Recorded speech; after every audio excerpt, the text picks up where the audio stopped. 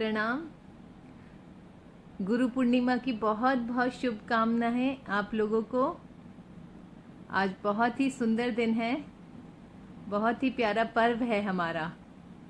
सब आज के दिन ज़रूर मुझे लगता है कि कुछ न कुछ उन्होंने अपने गुरु को मान के प्रण लिया होगा अपने जीवन में परिवर्तन लाने के लिए। और आज का दिन क्यों मनाया जाता है, पहले हम इस पे बात करते हैं। गुरु पूर्णिमा क्योंकि बहुत ही पुराने समय से ये चला आ रहा है कि एक दिन साल में हम गुरु के लिए रखें। जिस दिन हम कहीं पर भी हों वहां से अपने गुरु जी के पास जाएं और उनके दर्शन करें। तो ऐसा क्यों था?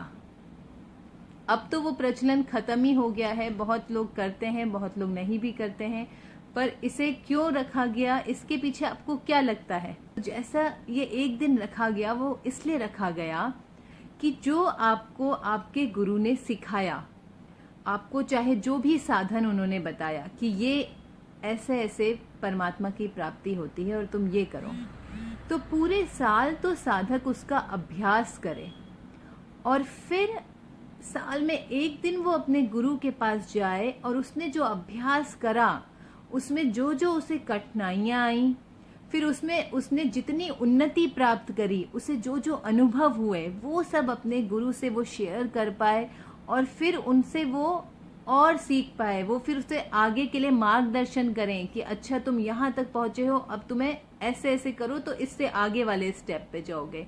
इसलिए ये गुरु परंपरा चलाई गई। जैसा कि होना भी चाहिए शिष्य और गुरु परंपरा, कि आपको कोई जैसा होता ही है हमारे स्कूल्स में और सब जगह के टीचर ने हमें काम दिया, हमने वो काम बढ़िया से करा, फिर हम लेकर गए, फिर हमें उसमें कुछ करेक्शन हुआ तो करा गया, नहीं तो आगे का काम दिया गया। बिल्कुल ऐसे ही साधना मार्ग भी है कि गुरु ने पहले आपको एक आश्वासन दिया कि आप ये स्टेप्स हैं, ऐसे ऐसे साधना में आगे बढ़ना है, तो आप ऐसे ऐसे करिए और फिर इसमें आप इस तरह से करते करते ये अनुभव होंगे। अनुभव सबके अलग अलग होते हैं, इसलिए गुरु पहले आपको अनुभव बहुत ही कम बताएंगे, क्योंकि जितनी भी जीवात्माएं हैं, जितने भी सबके अंतःकरण हैं, सबके संस्कार अलग हैं और सबके संस्कारों के हिसाब से ही, उनके अंतःकरण के हिसाब से ही उनके अनुभव होते हैं। अब किसी का, अगर आप सोचें किसी का बैकग्राउंड कोई दूसरा चला आ रहा है, किसी का बैकग्राउंड दूसरा चला आ रहा है, उसका अनुभव अपने ही बैकग्राउंड के हिसाब से ही होगा। साधना के बैकग्राउंड की बात हो रही है। तो यहाँ पर गुरु का फिर यह है कि वो आपको मार्गदर्शन करे, वो आपको बताए कि हाँ तुम्हारे बहुत सही अनुभव हुआ या तो मिथ्या हुआ या तुम्हारी गलत। कई बार ऐसा होता है साधक को गलत फहमियां हो जाती हैं कि अरे ऐसा हो गया, मतलब ये मुझे अनुभूति हो गई, ये हो गया। पर ऐसा होता है कि वो उसकी सोच होती है, तंद्रा में होता है, वो कई बार सो जाते हैं और हम सोचते हैं हमें अनुभव हो रहे हैं। तो इन्हीं सब चीज़ों से साधक को बाहर निकालने के लिए मिथ्या जो चीज़ें उसके दिमाग में हैं और उसको सही मार्गदर्शन के लिए गुरु की आवश्यकता होती है। और गुरु हमेशा ऐसा चुने जिससे आप बैठ के बात कर पाएं, अपनी बात उन्हें बता पाएं, वो आपको मार्गदर्शन दे पाएं। आजकल तो इतनी भीड़ में बैठे हैं, आप अपने गुरु से क्या पूछ सकते हैं? आप ये पूछ ही नहीं सकते कि मुझे क्या साधना करनी है, या मेरे लिए क्या साधना है, या मुझे ये कठिनाइयां हैं तो अब इसमें आगे कैसे बढ़ूं। पर हमेशा जो परंपरा चली आई वो ऐसी ही चली हुई आई कि आप 1 to 1 अपने गुरु से बात कर पाएं, उनसे पूछ पाएं, और तभी जो आपका साधना होती है फिर वो अलग ही तरीके से आगे बढ़ती है। और आप हमेशा देखिए, चाहे वो विवेकानंद जी हों, चाहे वो और जितने स्वामी राम तीर्थ जी हों, चाहे और आप जो भी महान गुरु होंगे, आप उन्हें देखेंगे तो आप देखेंगे कि वो कभी भी भीड़ में से ऐसे नहीं आए। उन्हें हमेशा उनके गुरु का मार्गदर्शन सामने से मिला, 1 to 1 मिला। तो ये बहुत ज़रूरी है। अब इसमें मार्गदर्शन के साथ एक और बात बताते हैं। सिर्फ गुरु मार्गदर्शन दे जाए और हमें कुछ नहीं करना है, इससे भी काम नहीं चलता। हम आजकल जो हमारी है वो क्या है कि गुरु ऐसे सर पे हाथ रख दे, कुछ शक्तिपात हो जाए कोई चमत्कार हो जाए, बस। तो ऐसे इन मिथ में मत रहिए। ये सब जो है फंसाने वाली चीज़ें हैं, तो इनमें मत फंसिए। आपको खुद ही प्रयत्न करना पड़ेगा। चाहे वो किसी भी फील्ड में आपको जाना हो तो आपको उसमें खुद ही प्रयत्न करना पड़ेगा, तभी आप उसमें आगे बढ़ सकते हैं, तभी आप उसमें जो आप चाहते हैं वो आपको मिल पाएगा। इसमें गुरु बृहस्पति जी का ही मैं आपको बताती हूँ, एक छोटी सी कथा है, शॉर्ट में ही बताऊंगी कि गुरु बृहस्पति जी के पुत्र कच्छ हुए, उनको ज्ञान की उत्कंठा आई, और जब आम इतने ऋषि, इतने सारे लोग कर रहे हैं, ऋषि कर रहे थे तपस्या, तो वो तो फिर बृहस्पति जी के पुत्र हैं, तो उनको ये आई कि मुझे कैसे भी ज्ञान की प्राप्ति हो। अब उन्होंने कहा, उनके तो पिताजी थे, उन्होंने कहा कि मुझे ये कुछ ऐसा कर दें कि शॉर्टकट हो जाए। हम जैसा सोचते हैं कि अब गुरु हमें फटाफट कुछ ऐसी घुट्टी घोल के पिला दे कि बस एक ही बार में छुट्टी बेड़ा पार। हाँ, और ऐसा भी नहीं, बेड़ा पार कोई नहीं चाहता। लोग क्या चाहते हैं, आपको सब वास्तविकता आप लोग भी जानते हैं कि गुरु कुछ ऐसा कर दें कि हमारे जीवन में से दुख चले जाए और बस सुख ही सुख रह जाए और घर बार बढ़िया चलता रहे। भगवान किसी को नहीं चाहिए भगवान अगर चाहिए होते तो वो फिर अलग ही उसका तरीका होता है। और देखिए, भगवान जितने भी लोग गुरु के पास भी जाते हैं, सब महात्मा महापुरुष भी ये कहते हैं कि पूरे जीवन निकल जाता है और एक भी साधक ऐसा नहीं आता जिसे परमात्मा चाहिए होते हैं। सबको घर अच्छा हो जाए, बेटा बात सुनने लगे, नौकरी बढ़िया लग जाए, बस इन्हीं में अटके पड़े हैं। यहीं तक सारी कहानी चल रही है। और इस पे भी एक कथा बताऊंगी, फिर किसी दिन बताऊंगी। आज अभी कच्छ की बात चल रही थी कि कच्छ को बहुत ज्ञान की उत्कंठा जगी, बृहस्पति जी के जो पुत्र थे। तो उन्होंने बृहस्पति जी से कहा कि क्या करूं मैं, आप बताइए तरीका। तो उन्होंने कहा, उन्होंने कुछ ज्यादा नहीं बोला, बस इतना बोला, त्याग कर। अब उन्होंने कहा अच्छा त्याग करना है, तो फिर वो गए, उन्होंने अपना जो भी सामान झोपड़ी में से था सब निकाल के बाहर रख दिया और सब चीज़ रख के, और उन्होंने पहुंच गए। थोड़ा समय तपस्या करी और फिर थोड़े समय में पहुंच गए अपने गुरुजी के पास और बोले कि मैंने तो बहुत त्याग कर दिया, सब छोड़ दिया जो भी घर में था, और तब भी मुझे शांति नहीं है। क्योंकि लोग शांति के लिए ही भगवान का रास्ता अपनाते हैं, वैसे नहीं तो कोई ना पूछे। अगर सुख और शांति उसे मिलती रहे संसार में ही, और जो है नहीं संसार में, उसी के लिए वो भागते हैं भगवान की तरफ। तो उसने कहा शांति नहीं मिल रही, आप बताइए अब क्या करें। तो फिर उन्होंने कुछ नहीं कहा, उन्होंने बस इतना ही बोला, त्याग कर। अब फिर उन्होंने कहा अब क्या बचा है त्याग करने को। अब उन्होंने क्या करा कि जो उनके और थोड़ा उन्हें एक्स्ट्रा चीज़ें लग रही थी वो सब बाहर निकाल, बस एक ही वस्त्र रखा, बस खाने के लिए जो चीज़ें चाहिए थी बस उतना, बहुत थोड़ा थोड़ा उन्होंने सामान छोड़ा। तो उसके बाद क्या हुआ, उन्होंने फिर गुरु के पास गए 1 साल, फिर थोड़े बहुत साल तपस्या करी, 10-10 साल हो जाते थे उन्हें ऐसे करते करते, पर कुछ नहीं होता था, कोई अनुभूति नहीं और कोई शांति नहीं।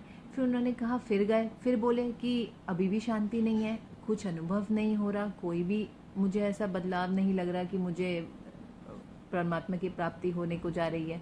तो उन्होंने कहा कि त्याग कर बेटा, बस एक ही बात बोलते थे वो हर बार कि त्याग कर। अब इस पर उन्होंने क्या करा, उन्होंने जाके जो उनकी झोपड़ी थी वो भी छोड़ दी और पेड़ के नीचे बैठ गए। जो वस्त्र थे वो भी बिल्कुल मिनिमम जो चाहिए थे वो शरीर पे रखे, और कुछ भी नहीं उन्होंने खाने को, कुछ भी नहीं, सब छोड़ के और बैठ गए पेड़ के नीचे तपस्या करने। ऐसे तपस्या करते करते भी उन्हें करीब करीब कई साल बीत गए, सालों साल बीत गए, पर कोई उन्हें वो बदलाव नहीं लगा और वही स्थिति, फिर से शांति नहीं थी। फिर वो गए अपने गुरु के पास, अपने पिताश्री के पास कि अभी भी शांति नहीं है, अब बताइए क्या करना है। और उन्होंने फिर से वही कहा कि त्याग कर। अब उन्होंने क्या करा, अब उन्होंने सोचा कि अब तो कुछ भी नहीं बचा है त्याग करने को, मैंने सारी झोपड़ी सारी चीजें सब त्याग कर दी, अब क्या त्याग करूं। तो उन्होंने कहा अब तो बस ये मेरा शरीर बचा है, इसको त्याग कर देता हूँ। उन्होंने लकड़ियाँ इकट्ठी करी, अपनी चिता वगैरह बनाई सब बढ़िया से करके, और अब सोचा कि बस अब तो आज छुट्टी कर ही देते हैं शरीर की। और बस चढ़ने जा ही रहे थे उस पे, चिता पे, कि पिताजी ने, गुरुदेव ने हाथ पकड़ लिए दोनों। बोले मूर्ख, ये त्याग नहीं है, त्याग करना है तो तू इस शरीर में जो तेरा मैंपन है, जो ये संसार को तूने मन से पकड़ रखा है, उसका त्याग कर। शरीर छोड़ने से कुछ नहीं होगा। और बस यहाँ उन्हें वो बात समझ में आई, इसलिए गुरु की आवश्यकता होती है कि वो मार्गदर्शन करते हैं कि त्याग अगर करना है तो बाहरी त्याग से कुछ नहीं होगा। अगर तुमने मन से सब पकड़ा हुआ है और तुम बाहर से चीज़ों को छोड़ते रहो, सिर्फ आडंबर करते रहो देखने के लिए, बहुत कितने ही सन्यासी बन जाते हैं लोग। हम मेरे भी ऐसे कई जानने में हैं कि एक आते थे भक्त, उनके मौसी का लड़का बन गया सन्यासी, उसको बड़ा वैराग्य जगा, क्योंकि ये क्षणिक वैराग्य होते हैं ना, कोई परेशानी आई घर में चल दिए कि हम तो बाबा जी बन जाएंगे और हमें तो कोई लगाव नहीं है, हमने सब छोड़ दिया है। अब क्या स्थिति, आश्रम में किसी में पहुंचे, वहाँ काम करा रहे हैं। अब उनको थी आराम की आदत, अभी वैराग्य तो था नहीं, और जो भी सोचा हो कि बड़ा संतों को बहुत आराम है तो हम भी आराम से बड़ा जीवन बीतेगा या बड़ा पैसा आएगा, और वहाँ क्या था, बड़ी रगड़म पिट्टी हुई उनकी बढ़िया से काम लिया गया। अब क्या हुआ, एक आश्रम से भागे, दूसरी जगह पहुंचे, दूसरे आश्रम से भागे, मुश्किल से 6 महीने भी आश्रमों में नहीं टिक पाए, अपने घर पहुंच गए। अब क्या बात थी उस लड़के के साथ, उसको वैराग्य नहीं था। वैराग्य मतलब उन्होंने कहा कि त्याग कर, त्याग मतलब मन से त्याग कर। तू शरीर में रहता हुआ भी अगर तुझे अपने शरीर से प्यार नहीं है, तुझे किसी चीज से प्यार नहीं है, किसी सामान से प्यार नहीं है, तो वो त्याग ही है। और अगर तूने ऊपर से सब छोड़ दिया और मन से उसी का चिंतन चल रहा है, जैसे कि उस लड़के का ये हुआ कि उसने छोड़ दिया, कुछ भी दुख आई परेशानी आई पर मन में चिंतन वही थी। अब उसकी शादी भी हो गई, अब शादी भी कर ली है, सब चीज़ पूरी गृहस्थी बढ़िया से बस गई, अब खुश है। तो मतलब उसको मन में वैराग्य नहीं था। किसी चीज़ से हम प्रभावित होके और हम चले गए, तो उस तरीके का त्याग नहीं करना है। और ये तो सिर्फ आडंबर है, इससे और पतन हो जाता है। तो कभी भी ऐसे कामों में नहीं फंसना है कि कुछ भी सोच के चल दिए, उठ के फेस करिए लाइफ में।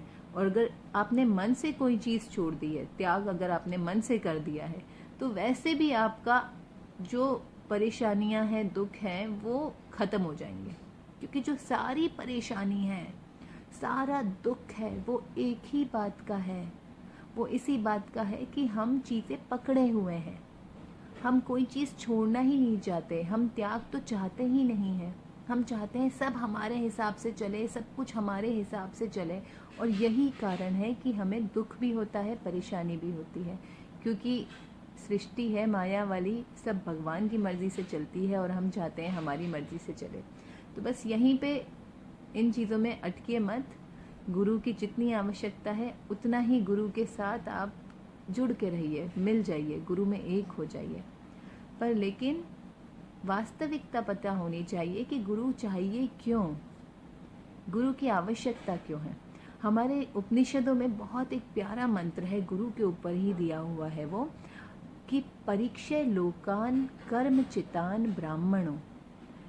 क्या मतलब इसका, परीक्षे लोकान कर्म चितान ब्राह्मणों। ब्राह्मण को कहा जा रहा है एक संबोधित करने के लिए कि जो गुरु के पास किसको जाना चाहिए, जिसको ब्रह्म को जानने की इच्छा हो।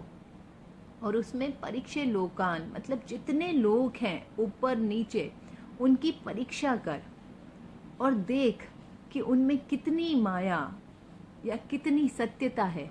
ये उसमें पहले से सोच विचार ले, पहले से विवेक कर ले।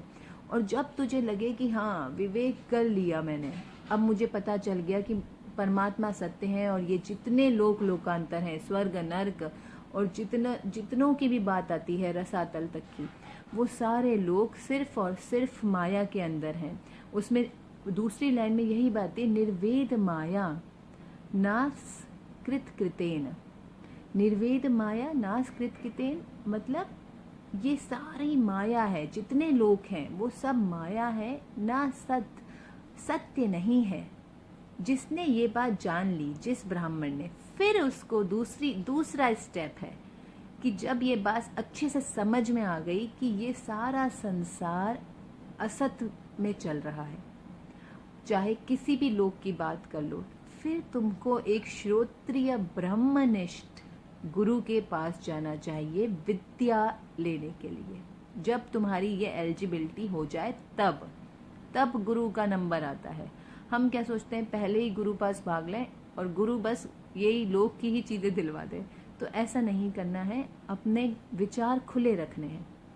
हमें पता होना चाहिए कि हम किस डायरेक्शन में जा रहे हैं। तो उसके लिए क्या करना है, बस यही बात ध्यान रखनी है कि परीक्षय लोकान कर्मचितान, सारे लोगों का परिचय कर लो कि यहाँ पर कुछ भी माया से परे नहीं है। तद विद्यानार्थम गुरुमेवा विगच्छेत।